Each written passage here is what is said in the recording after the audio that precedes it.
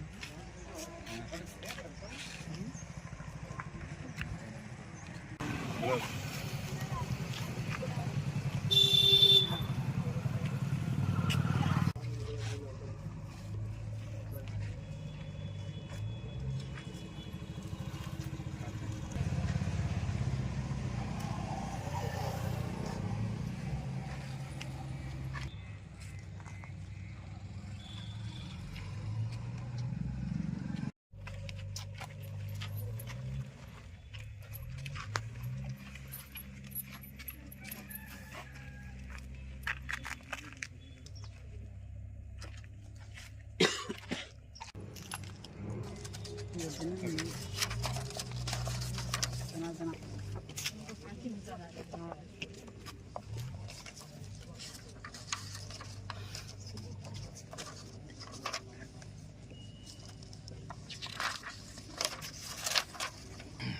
చాలా ఇంకేమైనా చెప్పేది?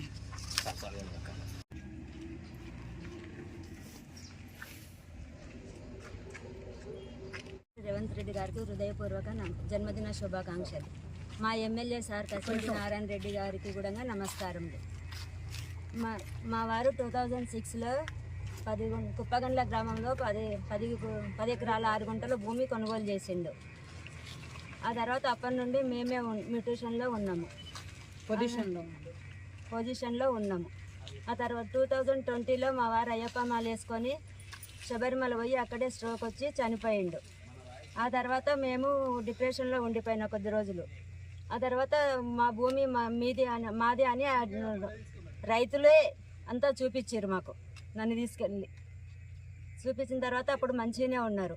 నిన్న మన ఒక 7-8 నెలల నుండి ఊరి పెద్ద మనిషి శేఖర్ అని రైతులకి పుష్ చేసి, మీరు ఓండి నేను వెనకాల ఉంటా, మీరేం చేసి ఆమె లేడీ అక్కడ ఎవరు ఆమె ఏం చేయలేదు అని చెప్పేసి మీడియా ముందు ఫేక్ కాగితాలు అని చెప్పి చూపిస్తున్నాడు. ఫేక్ కాగితాలు ఇట్లా ఎందుకుంటాయండి? డాక్యుమెంటు, వాళ్ళు ఇచ్చిన ఫొటోసు, సైన్లు, వాళ్ళు సత్యనారాయణ పెట్టిన సైన్లు, ప్రొసీడింగు అన్నీ ఉన్నాయి, పేపర్లు, పానీలు ఇవన్నీ ఉన్నాయండి.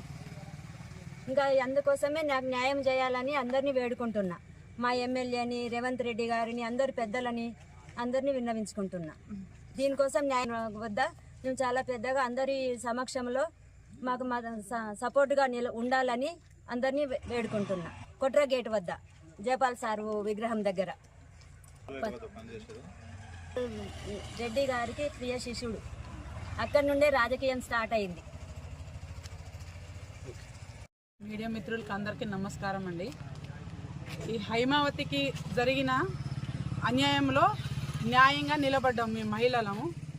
అవసరమైతే 1000 మందితోని కూడా న్యాయంగా నిలబడతామని ఆమెకు సపోర్ట్గా మాట్లాడుతున్నాము. ఎందుకంటే రేవంత్ రెడ్డి గారు కూడా ఇలాంటి అన్యాయం జరిగిన దగ్గర నిలబడుతుండు కాబట్టి తనకు ఈరోజు తన పుట్టినరోజు శుభాకాంక్ష చేసుకుంటూ కేక్ కట్ చేసుకుంటూ ఈరోజు జయపాల్ రెడ్డి గారి విగ్రహం వద్ద మాట్లాడుతున్నాము. ఎందుకంటే అన్యాయం ఒక మహిళకు 10 ఎకరాల 6 గుంటలు అమ్మేసి ఎవరో చేసిన దుర్మార్గుడు వల్ల న్యాయం నిలబడాలి. ఎందుకంటే ఒక దుర్మార్గుకు శిక్షించాలి, చీటింగ్ చేసిన వాడికి శిక్షించాలి, వాడికి మీద పీడియాక్లు కేసు పెట్టి జైలుకు పంపించాలి. ఇది ఒక లేడీ అని అన్యాయం జరిగినప్పుడు న్యాయం చేయాలని రేవంత్ రెడ్డి గారికి కోరుకుంటున్నామండి.